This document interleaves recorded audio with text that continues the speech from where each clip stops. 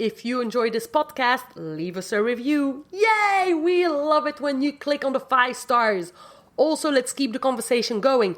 Don't hesitate to send me a direct message. Cindy Claes on Instagram or in the show notes. And share this podcast with all the people that you think would benefit from listening to us.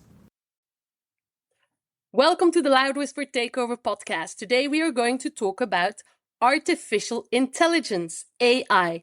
How can we use it as makers, filmmakers, theater makers, choreographers? How can we use it as performers, as actors, as dancers? What are the exciting possibilities that exist? What are the things that we are scared about?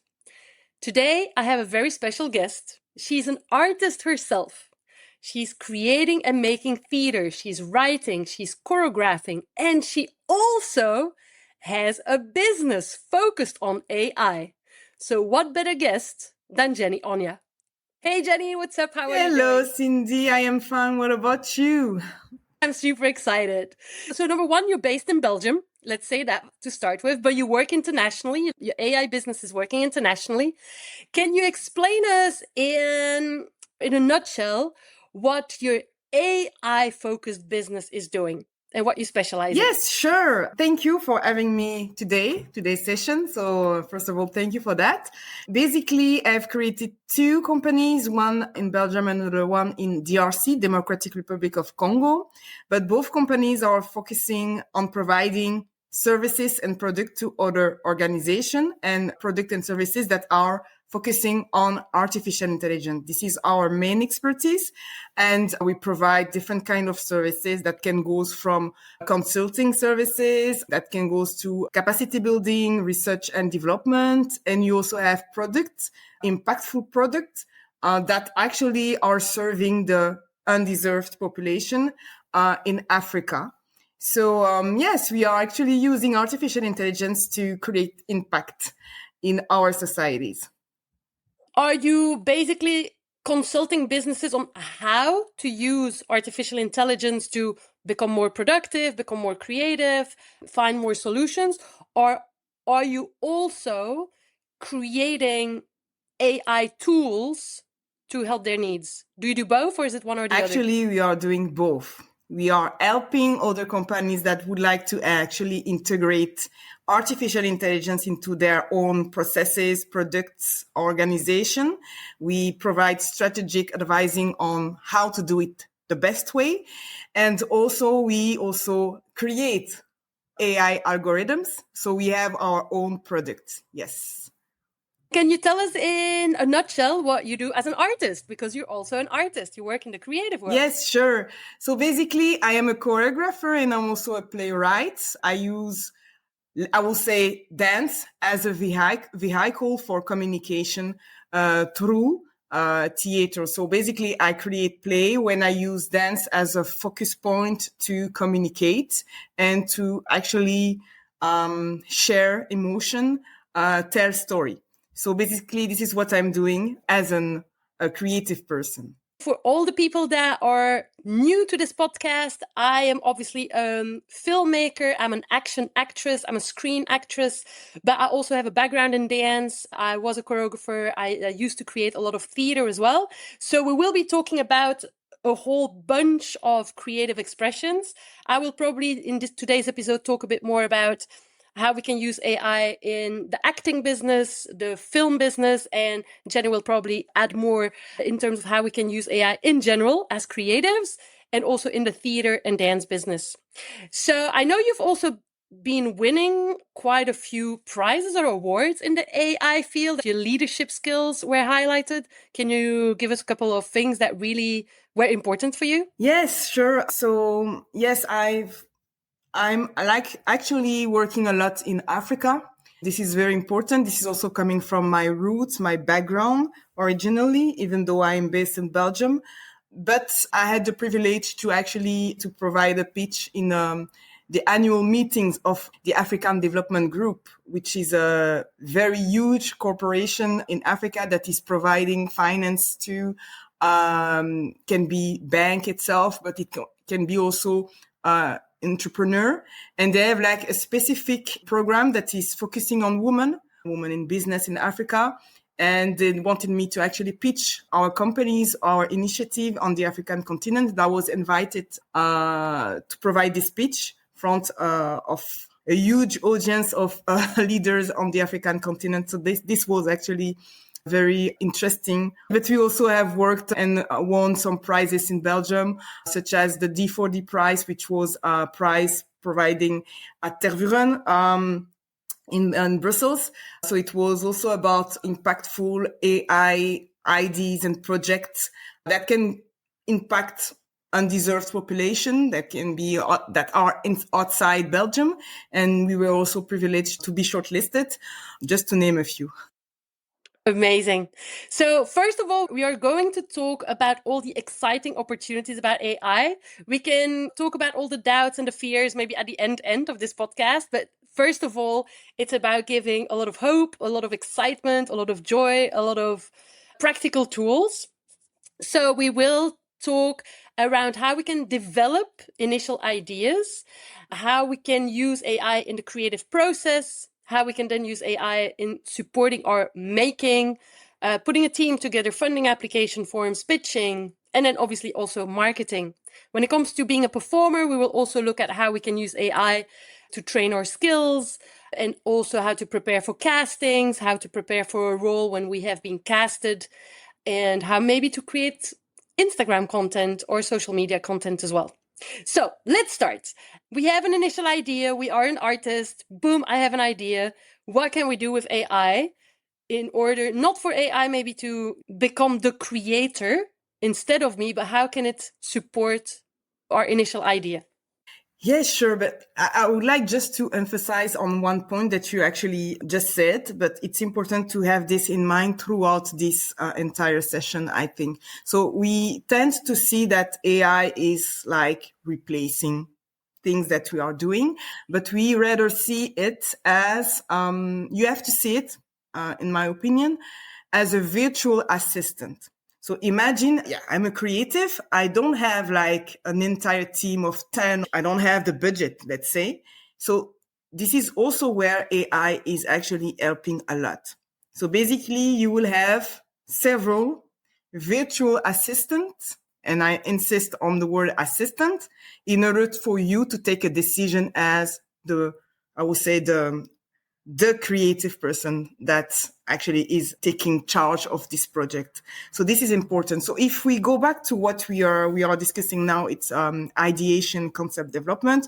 We can see artificial intelligence helping you, I would say, generate ID, open new doors of ideas that you didn't add. It will also help you, assist you in the writing of narrative arcs. It will also help you explore tone, also have brainstorming of characters, having a mapping of a structure mapping like the hero journey. So all these tools that you can use are really helping you as a creative in charge of the project to open your horizons and to have more idea to generate. So just basically to have a discussion with a computer and just asking him, his thought about your basic idea. So question, do you only use ChatGPT or are there other tools that you use for the initial concept development? So you have a narrative arc that you want to clarify, maybe the tone of your story, the hero journey, the characters. Do you use ChatGPT or other tools as well? Yes, actually ChatGPT is a very, I would say, very interesting tool. It englobes a lot of, I would say, AI powered component, but there is a lot of, I would say, tools that are integrating AI. So such as you can see Pseudowrite that is helping you prompting, generate ID, create narrative arcs. You also have character.ai, so you can type it directly on Google, character.ai, that is helping you provide a genre, providing you a tone to a specific character, brainstorming about the character of your story. And you also have squibbler.io, which is actually helping you to have a structure mapping, like create the hero journey that you are going to use for your story. So there is a lot of other tools that sometimes are also integrating ChatGPT. So you see, in order for you to do a specific action. Then another thing I'd love to discuss with you is I feel like when I talk about ChatGPT or other tools with some friends, some are saying, well, no, it's like so general and stupid. But I actually feel there is an art in giving the right prompt. Because if you give ChatGPT, like if you can't delegate basically to your virtual assistant can't do a good job. And I feel us as creatives or any person using AI, you need to be really good at giving the right prompt. Number one, would you agree with me? And number two, how do you organize your prompts, either with ChatGPT or these other websites, so that it gives you something with meat? Yes, sure. And I actually really agree. And I'm completely online on what you are saying. It's the same as like in real life. For instance, I go back to my experience as a leader of a company. Then you have someone that is working with you, for you, and you have to provide her or him instruction. Like you have to be very clear about what you want so that the work can be done effectively. So that's the same actually with GPT. So if you want GPT to actually provide you the right answer, you really have to be like to structure your mind in a way that it can provide you also a clear answer. And also you also have to understand that there is like different model, I would say. Precisely, there is different model of GPT. There is a free one, which is having more confusion. You will see that, okay, sometimes it's like having a bit of delusional information that is providing. Then you also have paid version where the model is more accurate, more precise, more efficient. So if you want to have a better response of GPT, you have actually to pay. And prompting is something that is now a new job, actually, with I would say the popularization of ChatGPT in 2022, I think. Yeah, prompt engineer, it's becoming like a new profile job that people are seeking. So like, it's like an expertise that you actually develop on how to really in an efficient way interact with the computer so that the computer provides you the best answer. I'll give you two examples of how I've been prompting different AI tools. First of all, I try to keep my prompts short. So for example, I'm not going to say to ChatGPT or any other platform, oh, write me a script about this, this Viking that goes and fights with some pirates in the ocean. Like I would say, hey, write me a paragraph of the opening scene of the idea I have of there is a female Viking. Does it even exist? I don't even know. But I'd say that I have a female Viking in mind. A female Viking. She just looks at the land as she's about to leave, and she's about to board on the boat that will take her away for 3 months to fight some pirates. Write me a paragraph. And then once I have a paragraph that AI writes for me, like I rewrite it and it's a back and forth of rewrites. And then this paragraph, I will develop it. But I always give short prompts, if that makes sense, to AI. Another thing that I've also been doing, so I've been experimenting with video making tools, AI video making tools. And so what I'm doing, instead of prompting the video making tool, I'm going to ChatGPT and I say, hey, I need to write a good prompt for my video AI tool. This is what I want the video AI tool to do. Can you help me write a good prompt? And I say it needs to do this and this and this and this and this, but it seems to put it in a way that is clearer than if I was to delegate straight away to the video platform, if that makes sense. So my first question is, do you think I can improve what I'm doing currently? And number two, do you have any sort of magic recipe of what good prompting is? I will say that in my experience when I'm prompting with GPT and interacting with GPT, I provide the context. So I provide the context so that we can actually narrow the search of information. So let's say that I want my specific story to happen in this specific geographical location, then I will tell it. then it needs to be in this location and incorporate this and this aspect of the location that I'm focusing on. And then after that, after providing like the context, then I ask the instruction in the most detailed way. But as you mentioned, I'm not going to type a lot of instruction at the same time, because then you might have some confusion happening. Then after that, I receive the response. Then it's not the end. Then I continue like interacting. I will say, okay, good answer. But I would like this to be changed in this sense, or provide this tone, or it's more like that. Then I continue the interaction until I receive the response that I want to have.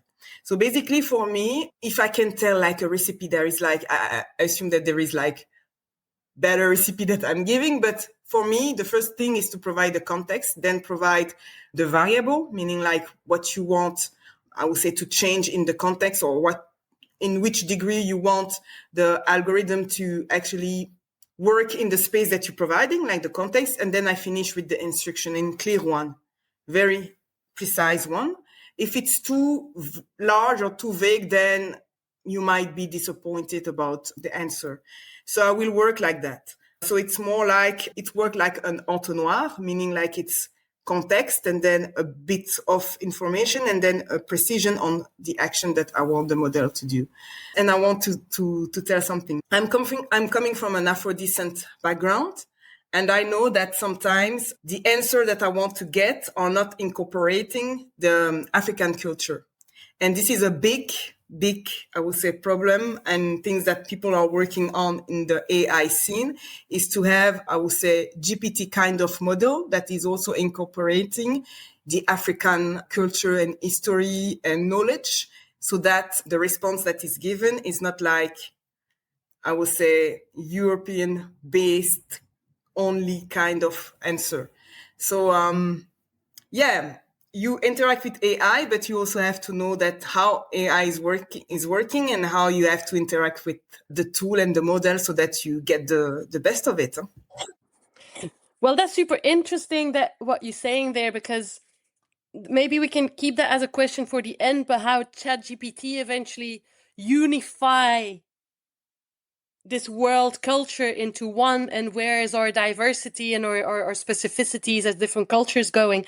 Why is ChatGPT not including enough African culture? Is that because there's not enough data online that it can analyze, or how comes that it's not finding or responding in that way? It's about, there is a lot of factor, but I think the most, I will say, discussed one is the data that are used in order to incorporate all this information and providing it to the user itself. There is a lot of knowledge on the African scene, but not all the knowledge are digitalized. Let's continue with the creative process. So you've already told us about a couple of tools that you're using. What else are you using AI for within your creative process? Yes, if we go back to scripting, screenplay development, then for editing or consistency in terms of tone, there is like a tool that I used before the integration of, I would say, before the popularization of GPT, but now as GPT integrated, is Grammarly. So Grammarly, you are able to actually provide like a dialogue that you have written and say, okay, I want this dialogue to be in this specific tone. Like, I want it to be joyful, or there is a lot of sadness inside, or things like that. Then it provides you back what might be or could be the dialogue. So I think this can help if you want to have a consistency in terms of tone throughout the dialogues or the story that you want to create. Then after having like your ideation is done, then you have creating like the first dialogues with a specific tone, everything has been done. Then you are able to now go to the phase of fundraising. Hold on, can we just pause for a second and continue on the creative process first? Because I'd love to add some things and maybe also have a discussion around some things. So for me in the creative process, so once I've written a script, for example, I also use, for example, ChatGPT to get feedback on my script. And I specifically tell ChatGPT, do not rewrite anything. I want to still write my own script. I want you to read my script and I want you to give me feedback. And I must say, very often it tells me, oh, okay, here are all the pros, all, the strength of your script. But here is where things aren't very clear. And I must say, it has helped me in making my scripts clearer or certain bits of dialogue clearer. However, I often find that the feedback is always very positive. Like ChatGPT will never tell me off and will never tell me that I'm doing bad work. I know it tells me, okay, this can be improved and stuff.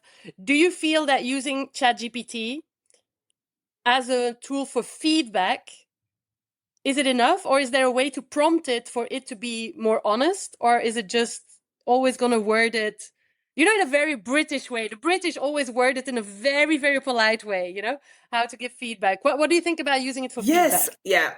I would say that I will not, I would say, base all my feedback from GPT. This is actually where like a good phase can happen with directly person. I would say where I want to have the feedback on, specifically on about what we were discussing about bias that are existing.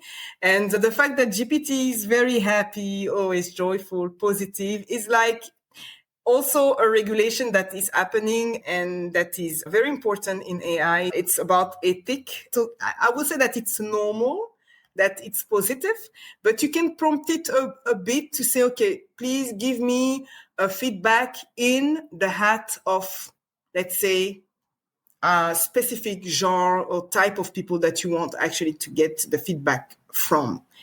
But you will get a feedback, but I will advise not just base everything that you are requesting a report on or feedback on only based on GPT. Go to the real world, go to the right person, and ask them directly their opinion. So we have to see that, okay, GPT, as we said, is a virtual assistant, but you really have to also know in which phase you want this tool to be involved fully or partially or not at all. And I will just advise at this stage to go directly to the real world and to go outside the virtual one. I actually have never used it for feedback, neither as a dancer, choreographer, or for self-tapes as an actress. So I've never asked feedback on a video. Have you ever tried based on a video to give you feedback and not based on a written document? Never, to be honest, no. This is actually, as I said, this is where you have to go to in the real world. At this stage, it's like, it will be, let's say that you have, but this is me, and that's my opinion. As a creative, you also have, I would say, a responsibility on what you are putting, I would say, in the world. Basically, I think that all that we are creating as a creatives have an impact, can have I would say, a huge impact on people. Restricting your opinion on what a computer is saying and has been programmed to respond to a certain way is not like, I would say it's not like a good strategy on my sense. And because you know that your art, your story, what you are actually creating will have an impact, go directly to the people that you are talking to and ask feedback. Question around intellectual property. So I have the paying version of ChatGPT, and in the settings we can say or we can deactivate this setting so that whatever we putting into the system, that the system doesn't use it to inform the rest of its data. So I've obviously deactivated it. However, so I give you an example. So I'm writing a series at the moment, and I think I had 10 or 11 episodes, but I wanted to have one extra one. And I was struggling to find just a summary of this extra episode for this TV series. And so I gave ChatGPT all my ideas, all the scripts and whatever of the world of this TV series, blah, blah, blah. And I'm asking it to help me find an idea for an extra episode, right? And I said, okay, give me 3 different ideas. Don't write the script. Just give me a general context of what this episode could be about. Me doing that. And so number 1 is, am I putting myself in danger? that, the script, even though I've copyrighted the rest of my script, but I'm putting it into ChatGPT. Are there any dangers in sharing with ChatGPT your ideas?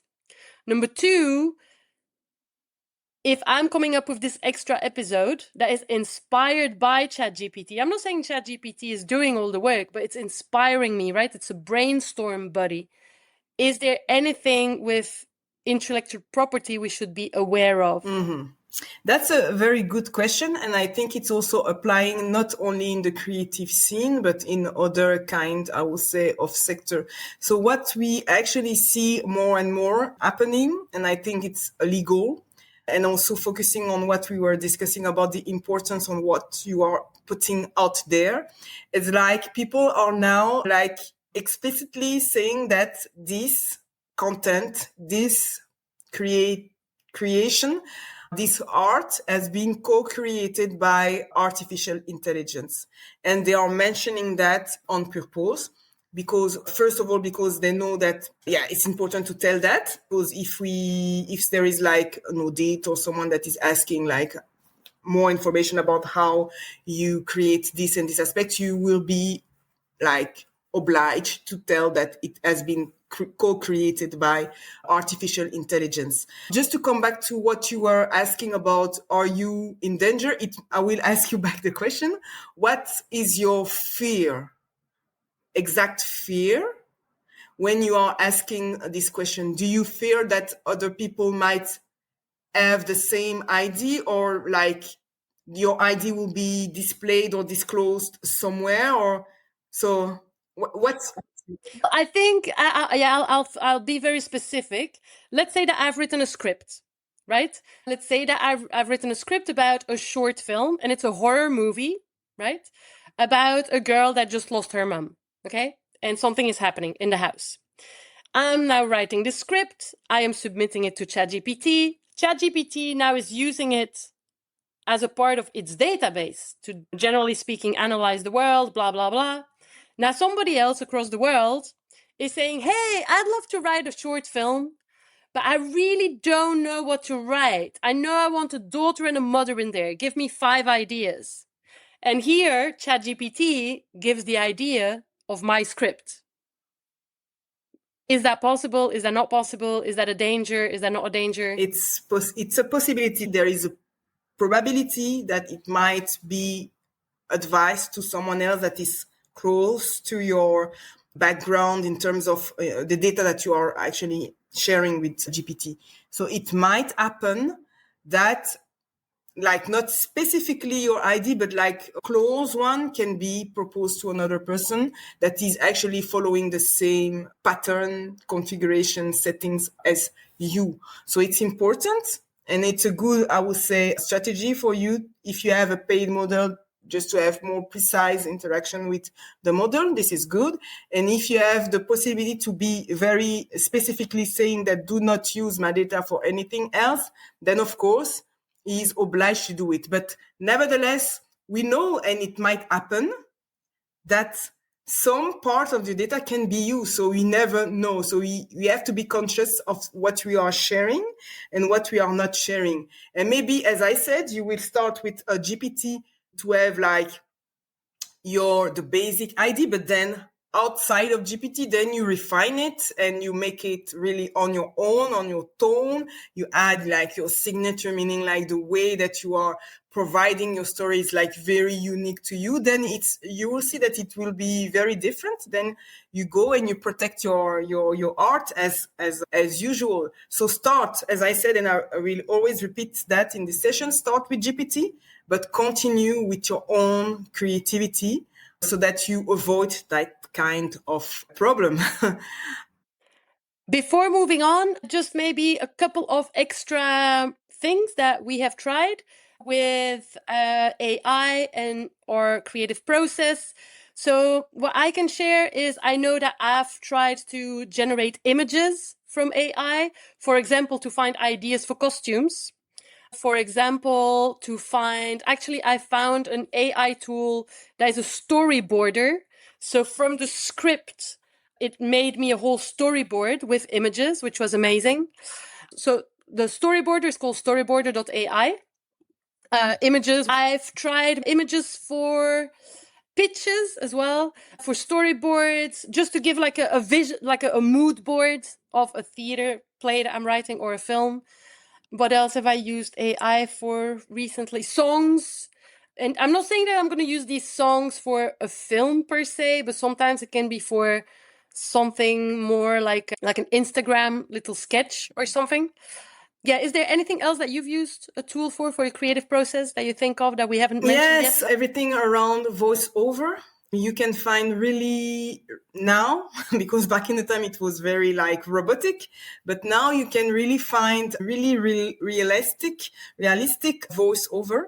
So if you need that for your pitch, let's say that you have your presentation and you want it to be like more dynamic, having like a voice, sort of type or tone of voice, then you can actually use AI to do it. So you provide your text, and then you provide it to the automatic voiceover, so that you are able to do it. Video I've used a lot.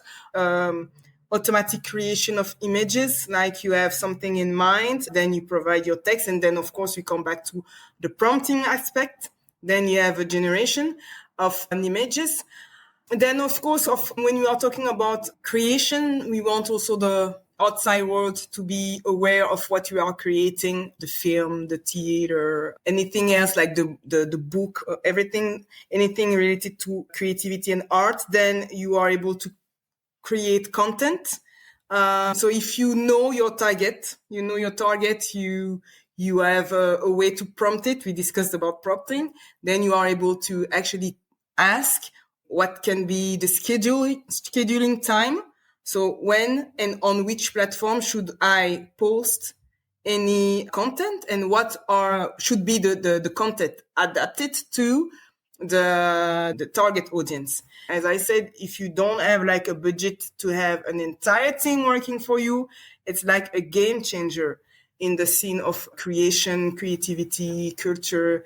But be mindful on which stage and how far you go with the creation process with AI. For me, there is a huge potential when it comes to Instagram and or social media content creation that I feel we can tap into. So for example, if we have a film coming out or a theater show or a dance show, there is so much that we have to put out there, like in terms of content, that is not just about the film or about the theater show. Let's say that our theater show, like I know that you had a theater show about the mines in Congo, but then it's like, okay, how can I talk about my show and create content that is not just the show, but also around the topic or the theme? Some other people create a huge amount of content interviewing people in the streets and stuff, but how can AI help us create parallel content of our film, of our show? If I make a show about cats and dogs, can AI start to make a couple of funny videos of cats and dogs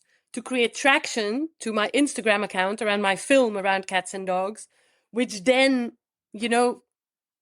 brings in people that loves cats and dogs and then will be interested in the film? I feel even as an actress, so at the moment, there's this thing. As a dancer, it seems to be so easy to create content because you just like put your camera in the middle of nature, in the middle of a train station, you do a little dance, and like you have content. But as an actor, you cannot start, performing a monologue in the middle of a train station and put that on Instagram. Unless you're in a production, sometimes it's difficult for actors to create content. But I'm really looking into content creation with AI now, so that not only I can create eventually Instagram content, but how can I also make it a vision board?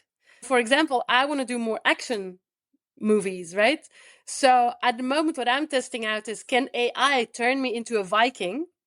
Costumes, makeup, and everything. Really, it's Cindy. AI puts makeup on Cindy, puts costume on Cindy, and then I can perform a monologue at home. But I can already visualize me, myself, and I with the makeup and the costume and everything. I think AI, if we use it intelligently, we can use it to our advantages, where we often feel stuck as creatives, especially content creation, because there's so much that is being demanded from society now in terms of content creation. Of course. Then now you're touching a very good point, which is more about virtual reality. So basically it's how we can actually use or create the avatar of Cindy, the avatar of Jenny, and putting this avatar into a specific scene and with a specific, I would say, costume and things like that. And this, I think it's very interesting because it's also helping you on the casting level. Let's say that you have portrayed you as like the role or this in the scene that you really want to achieve, then you are able to also showcase that to the world, to, I would say, people that will be in charge of casting it, and they will say, okay, I didn't see this aspect, and actually it fits what I'm looking for, or what I'm thinking about, or what I heard they are looking for. So this, I think it's also opening, like you said, a door. And if you don't have like an idea on how to use it, you can also ask GPT.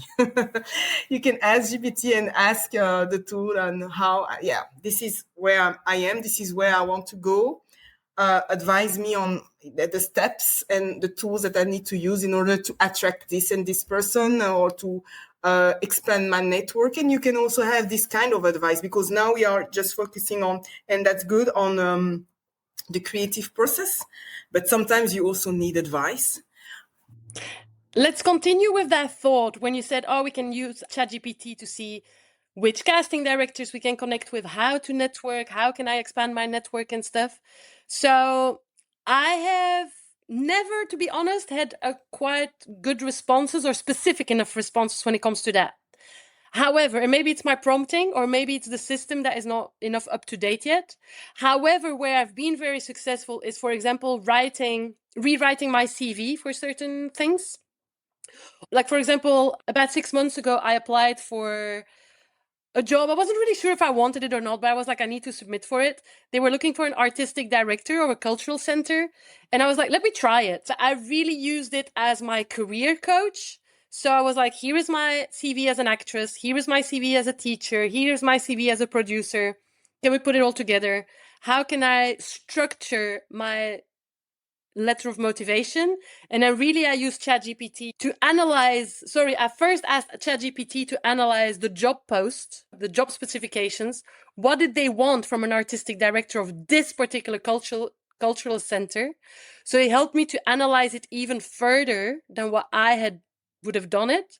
Then it helped me to structure my motivation letter, because I had written like 9 pages of just me being passionate, and then it helped me to restructure it in a way that was way more understandable by a person that had never met me. So yeah, that's how I've been using it for career development before. Have you ever used it for these sort of things as an artist? Yes, I think, to be honest, and that's the best, I would say, advice that you can receive from GPT is about the career and like screening of your CV or adapting based on a certain job description, because these are data that are like outside the world, that are available on the website, and there is no like subjectivity, if I can say it like that. So this is the job description that is mostly common, let's say, for this specific role that you are actually applying for. And we already have data that are factual data from this specific organization that you want to apply for. So I think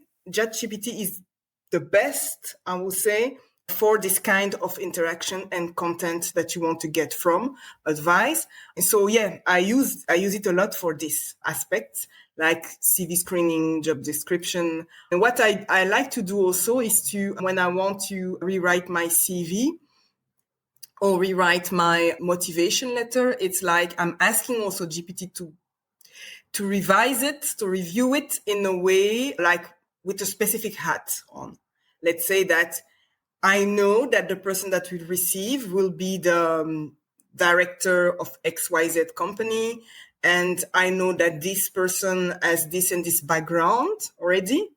I've done my research, and I want GPT to be like specifically revise, like review my content based on this hat that he's putting. And this I provided as a context. So as I said, my prompting is always like in entonnoir. I put the context and then I ask specifically the instruction. And then you will see that the response is different when you are asking GPT, like just revise it like that, or revise it or review it in the perspective of this specific profile. That's the best way to interact with this model. So that can maybe lead us to funding application forms, because sometimes we write with so much passion. And if I or you had to share that with another artist or a filmmaker, or they would totally understand us. But if we have to explain our idea to an institution that gives grants and money to make it possible, sometimes we have to word it differently. So asking ChatGPT to review our document with another hat on is going to be crucial at that point. Have you ever used ChatGPT for funding application forms? And can you give any maybe specifics of how it can work? Yes, I've done it. I've done it basically. So I always put the context. This is the context. This is the fundraising campaign that I would like to apply for, and also provide a website. So you know that GPT also is capable of analyzing what is the content of a specific website. So I provide this first, and I ask, okay, can you please review my answers based on the need, the requirement of the fund? And then GPT is capable of telling, okay, this is actually what you are saying at this paragraph. It's really good. And then you can maybe improve this. Also some advice on how to improve the text. So, of course, I've used it a lot, and I think this is a game changer in the scene. Before that, it was taking a lot of time. And yes, it's also help when you are, sometimes you also have to create pitch deck. And in the creative world, then pitch deck with words, sometimes it might be like not boring, but people are not like feeling what you want to project, what you want to create. So they have to be emotionally attracted to your idea. Then you also have tools such as beautiful.ai, where you are able to actually create video with a specific atmosphere, tone. Then you project, like you help people to project them into your idea. So you have your pitch deck that is complemented and generated with beautiful.ai. You have your fundraising application that has been improved and reviewed by GPT, knowing the context. And then you also have, sometimes you have to create a budget. Then you can use tools to have a budget. You can use tools such as arc.ai, where you have a finance model, financing, forecasting, I would say Excel spreadsheet that is created. So this is helping a lot in terms of time. And you always put the context. I think to provide the context first is key, because then you want this model to be answering really within the context. Because if you are outside the context, of course, you can have the very good application, well written, but if it's not matching the need of the fundraiser, then what's the point? You can also create AI video pitches where you can convert a text, and then the prompting is important. We discussed that a lot in tools such as Synthesia. So basically you provide context like the text, and you want an AI video pitches that is created automatically. And this is very amazing. You will see such as a butterfly effect. You start with AI providing you idea improvement, and then maybe you are amazed about what you get out of your AI tools, and you open doors to other ideas, and then it becomes, I'll share a bit with you what my experiences have been. With budgets, I actually feel that AI is giving me very often very good feedback or ideas for budgets. And that even includes when I want to buy or sell or rent a space in a specific city. And you might want to rent a space because you need to move country, but you might also want to rent a space because you need to film for a day in an apartment in Brussels or something. It is giving quite accurate brackets for budgets and stuff. I've also asked for funding application forms for AI to find me statistics. For example, if I'm applying to make a show or a film to empower women, I might ask AI, hey, this is the topic of my film or my show. This is what the funding body is supporting. Can you find me statistics that show how many women are underrepresented, blah, blah, blah, in these layers of society, and that will support my funding application form. So I came up with really good statistics. Another thing as well, Like, for example, sometimes I have to present myself in video.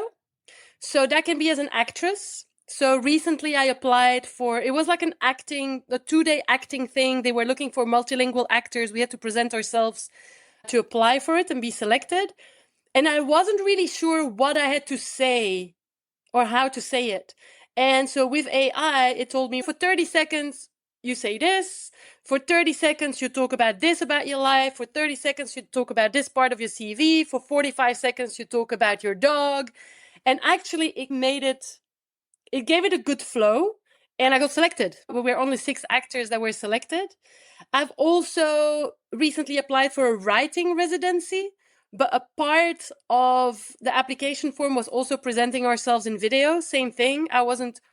Yes, I know what to say, but how do I say it in the 3 minutes? They say in maximum 3 minutes. Pitch yourself in 3 minutes and your idea. And AI gave me a structure. For 30 seconds, you talk about your experience. For 45 seconds, you talk about a new idea. Then 10 seconds, you give this line that is just the hook of your idea or whatever. So that can really help as well. Video pitches, we're not going to dive too deep into this episode into it, but a lot of filmmakers are using AI now. Instead of asking for, I don't know how many hundreds of thousands of dollars or euros to make a film, they make a concept video with AI tools, and then they can start promoting their idea and find financing to make it happen, which is always very exciting. Yes, that's completely true. I think, as I said, when you don't have the budget, but you are seeking for a funds to actually develop your idea, then use AI. Please use it as much as possible so that you can actually grab these fundings and make it reality.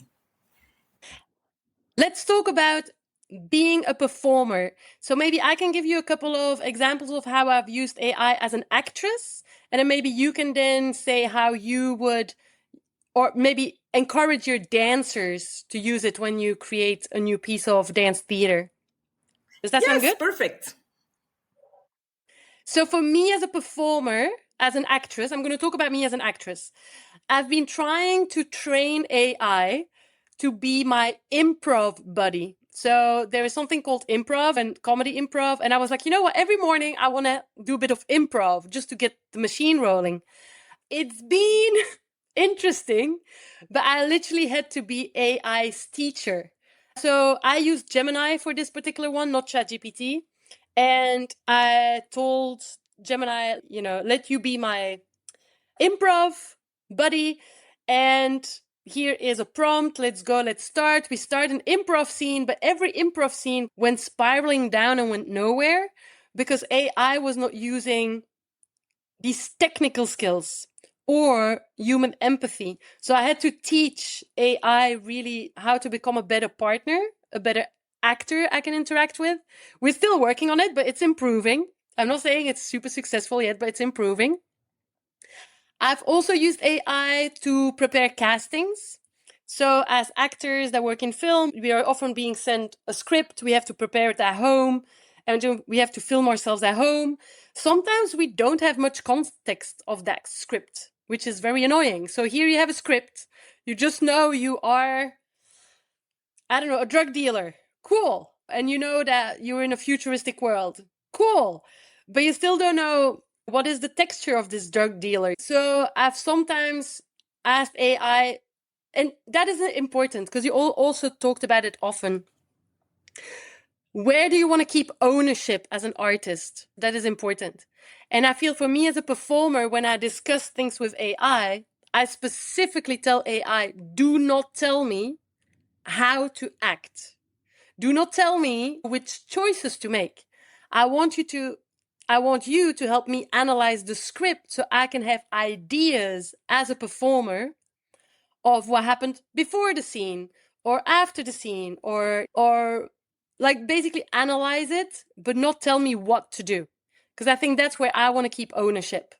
Definitely. So yeah, those are a couple of examples.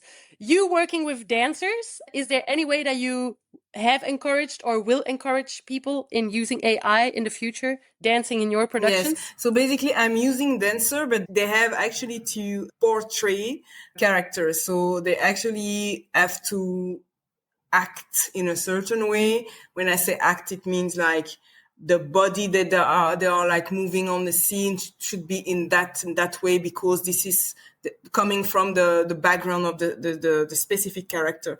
So basically, when I'm working with a team of dancers, then I provide dialogues and I provide the story. I always provide also, and this is something that I've done for years, I've provided like a one pager for each character where I actually provide the history background of this person.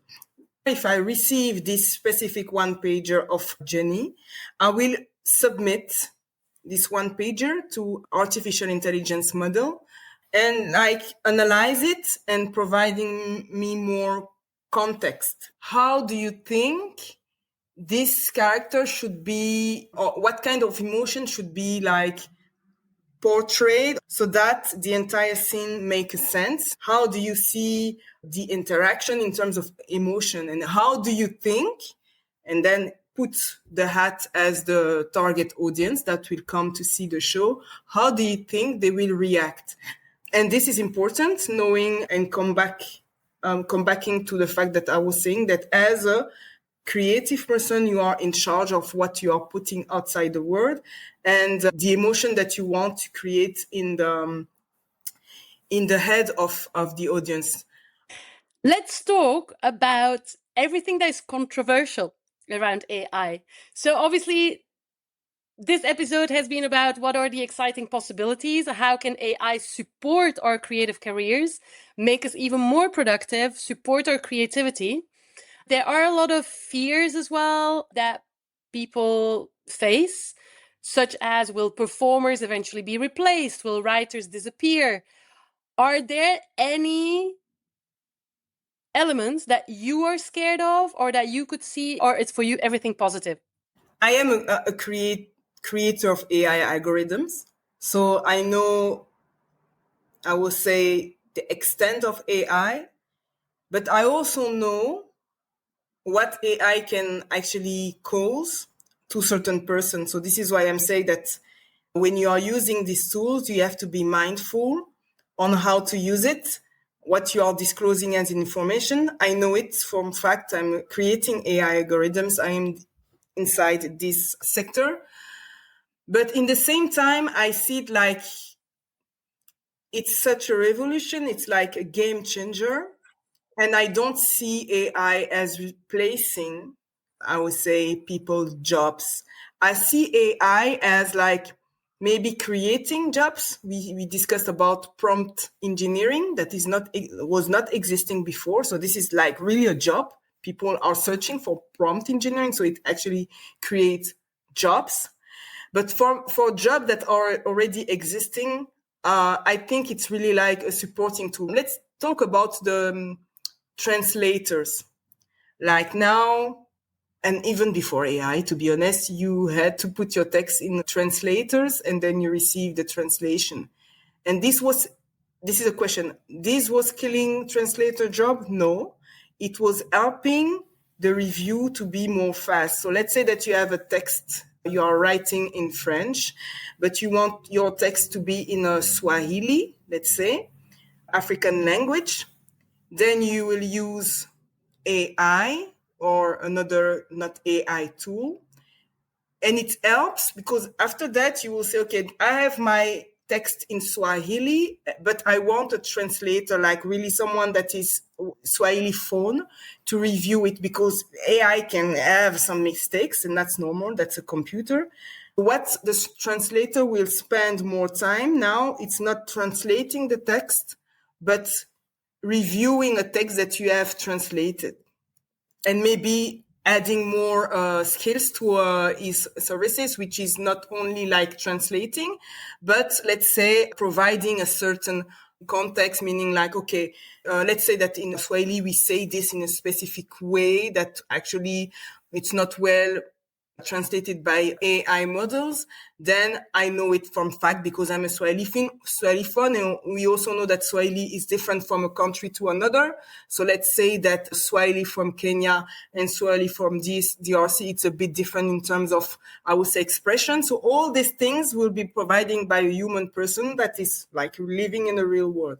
So for me, I don't see AI as a killing job, but as like freeing up time to certain activity that you tend to do before that was maybe not the activity that was fulfilling your dream, but freeing up time for you so that you can focus on more important and more, I would say, exciting things in your own jobs. And we discuss about prompt engineering as one example. It also creates new jobs. Yes, we had computer science and things like that in the past, way before I was not born and things like that. It was also scary for the people out there, but now it's part of our world. We use computer as like now, but it's the same with AI. Some people are scared about AI now. I understand there is certain things that we have to be mindful of. We discussed that, but in a certain way, we have to embrace AI and see how we can still interact with this technology that will evolve with the years that are coming. To wrap up this interview, I would love you to give a little bit of advice on the following. I consider myself to be quite tech savvy and I learn quick and I love learning. However, in the world of AI, there are new tools coming like it's so fast. It evolves in such a fast way. And I'm still learning a tool that I'm still trying to explore. And while it can really help me with my productivity, I also have to put in some time to learn certain AI tools. So what would be your top tip or your best advice for a creative to navigate this ever evolving AI landscape so that we can still use it to be productive, but we also learn enough and on time so that we keep up with how it's evolving? That's a very good question. I will advise to be you can actually find, I would say, a newsletter or like, without naming a certain company, but you can find a newsletter where you can be up to date to receive information about the new tools that are existing in the creative space, so that you actually don't have to search for, but the information is coming to you, so that you keep, I would say, you are up to date about all the information. And I would say, if you want to use a tool, to be honest, and even myself, I'm like learning also some things.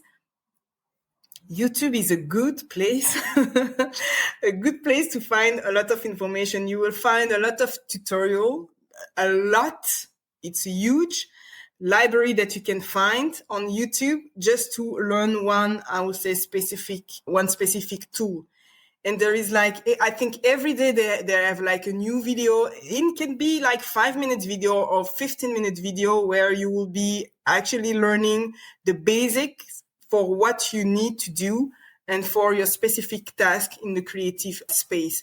So I will advise 2 things. First is to actually connect to a newsletter of a company that you are following and providing like AI tools for creative persons, and also follow what is existing on a tutorial on YouTube regarding the tool that you actually select to help you in your creative journey. I think it's the best way and the effective way to be up to date and to be not like lost in all this information. So because you don't want to learn everything, you just need to have like certain information on certain specific things. So select what you want to actually learn by connecting to the right newsletter, and also the same on YouTube. Awesome. Thank you so much, Jenny.